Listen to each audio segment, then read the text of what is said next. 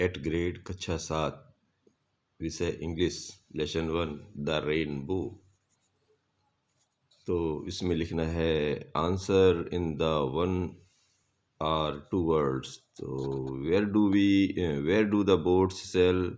तो इसका आंसर है the boats sail on the rivers. दूसरा है where do the clouds sail. तो इसका आंसर लिख देना है clouds sail across the sky. Name the poet of the poem the rainbow. तो इनका नाम है क्रिस्टीना जॉर्जिना रोसेट्टी। और इसका अगला प्रश्न है what is prettier than boats and ships. तो clouds that sail across the sky are prettier than boats and ships. अगला प्रश्न है इसी में rearrange the words in a line of the poem rainbow. तो इसका आंसर दे दीजिए there are bridges on the rivers. यहाँ लिख दीजिए right rhyming words of beck. तो इसका हो जाएगा केक CAKE। और किंग का हो जाएगा SING सिंग। SAT का हो जाएगा BAT बैट। HEN का हो जाएगा देन THEN। अब अगला प्रश्न है long answer type question. Draw the picture of rainbow and colour it red orange yellow green blue indigo violet. ये जी ऐसा इसमें लिखा हुआ है। अब आपको अपने क्रेयंस लेके इनको भर देना है बिल्कुल ठीक इसी तरह। बिल्कुल समझ पा रहे होंगे आप। इसको देख के ऐसे ही भर देना है। ये आपका पाठ तैयार है। अब आते हैं इसका असेसमेंट। तो जी असेसमेंट लेते हैं पहला।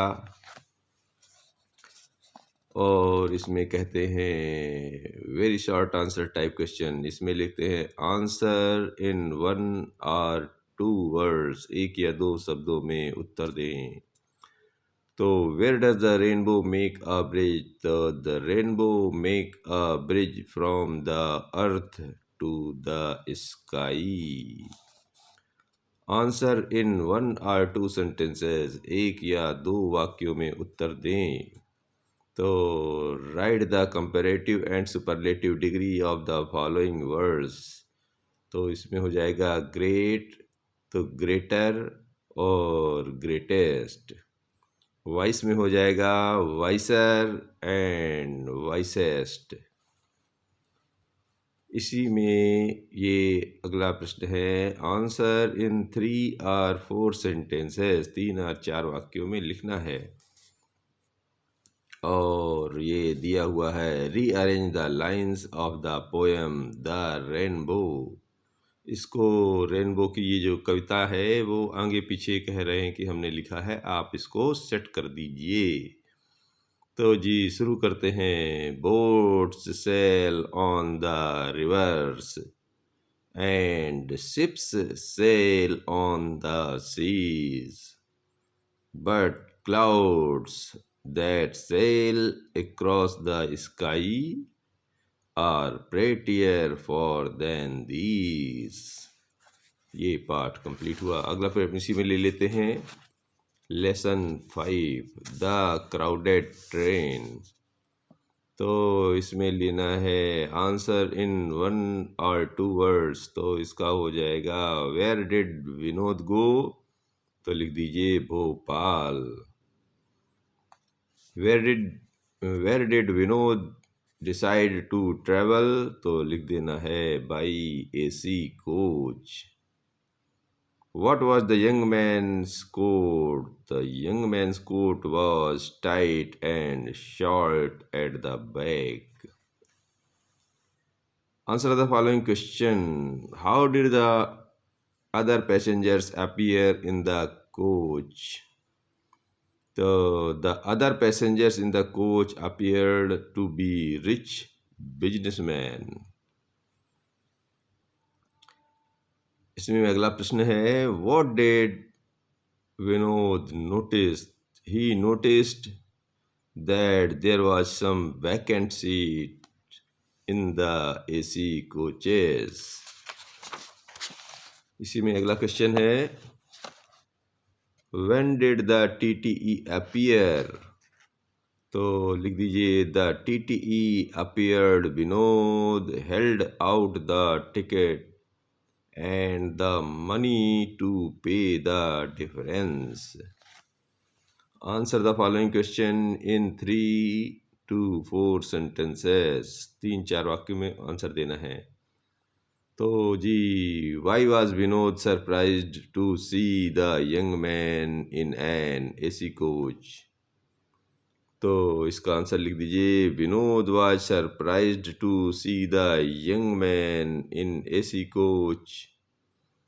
He recalled how crowded the train was, but he wondered if young man would be able to pay the fare for the AC class. इसी का असेसमेंट ले लेते हैं। Answer in 1 or 2 words। तो हाउ वाज द ट्रेन? तो इसका answer लिख दीजिए, over crowded, OVERCROWED। Answer the following question in 1 or 2 sentences। 1 या 2 वाक्यों में उत्तर दीजिए। तो लिख दीजिए, he jumped into the coach just as the train was about to start. Answer लिखना है, a poorly dressed young man। अब जी दीर्घ उत्तरी आंसर में देखना है, 3-4 वाक्यों में आंसर देना है।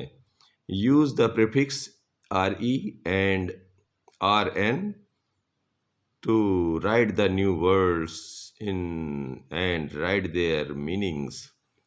तो जी ये जी री का बनाना है, रीराइट, तो राइट अगेन लिखा हुआ है। तो री टोटल इसका मतलब होता है टोटल अगेन, फिर से करो, फिर से जोड़ो। रीटेल का मतलब होता है टेल अगेन, फिर से कहो। रीडायल का मतलब होता है डायल अगेन, फिर से डायल करिए। और इधर बन जाएगा अनहैप्पी और नॉट हैप्पी का बनाया है जैसे, तो जी बन जाएगा अनऑफिशियल, तो इसका हो जाएगा ये जी नॉट ऑफिशियल। कंफर्टेबल, तो अनकंफर्टेबल इसका मतलब हो गया नॉट कंफर्टेबल। और अनएक्सपेक्टेड का बन गया अनएक्सपेक्टेड, और इसका मतलब होता है कि नॉट एक्सपेक्टेड। ये पार्ट पूरा हुआ। Thank you.